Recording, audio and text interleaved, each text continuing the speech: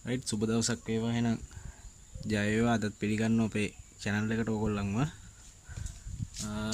අද මම ඕගොල්ලන්ට මේ කියලා දෙන්නම් කොහොමද මේ බයික් එකක දැන් අපි මේකේ මේ හෙඩ් එකේ ගෑස් කට් දාලා බෝර් පැකින් දාලා ටයිමින් චේන් දාලා අපි මේක හයි කරලා තින්නේ දැන් අපි මේ එන්ජින් එක හයි කරාට පස්සේ අපි බලන්න ඕනේ අනිවාර්යයෙන්ම මේ හෙඩ් එකේ හොඳ කම්ප්‍රෙෂර් තියෙනවද කියලා. හොඳ කම්ප්‍රෙෂන් එකක් තියෙනවද කියලා රයිට්.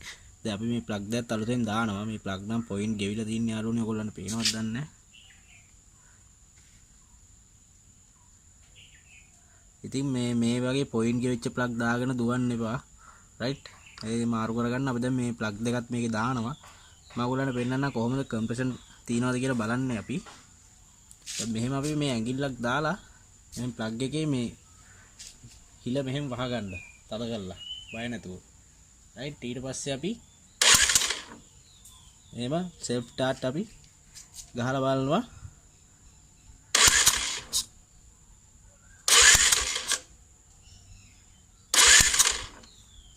රයිට් ඉතින් ඔයගොල්ලන්ට පේනවා ඇති අන්න එහෙම තමයි අපි කොහොමද මේ බෝර් එකක කම්ප්‍රෙෂන් බලන්නේ හයි කරලා ඉවර වෙලා රයිට් ඉතින් මේ වගේ හොඳ සද්දෙට අර උලම් පාරේ යන්න තියෙනවා. දැන් අපි එහා පැත්තේ ප්ලග් එක ගැලෙව්වොත් ඒ කම්ප්‍රෙෂන් පාන එහා පැත්තෙන් යනවා. එතකොට සද්ද එන්නේ නැහැ. ඒ ප්ලග් එක තීද්දි තමයි මේ එක ප්ලග් එකක් ගලවලා අපි බලන්නේ. රයිට් අපි දැන් බලමු ප්ලග් එක දාගෙන.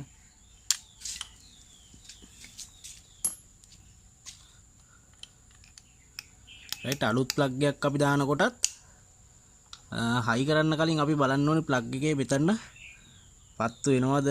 මොකද මේක කම්පැනි පෝර්ට් තියෙන බඩු තියෙන ඕන තරම් රයිට් ඉතින් ඒවා චෙක් කරලා තමයි අපි ප්ලග් හයි කරන්නේ රයිට් අපිට බලන්න පුළුවන් මෙහෙම තියදී සෙල්ෆ් ස්ටාර්ට් ආයි ගහලා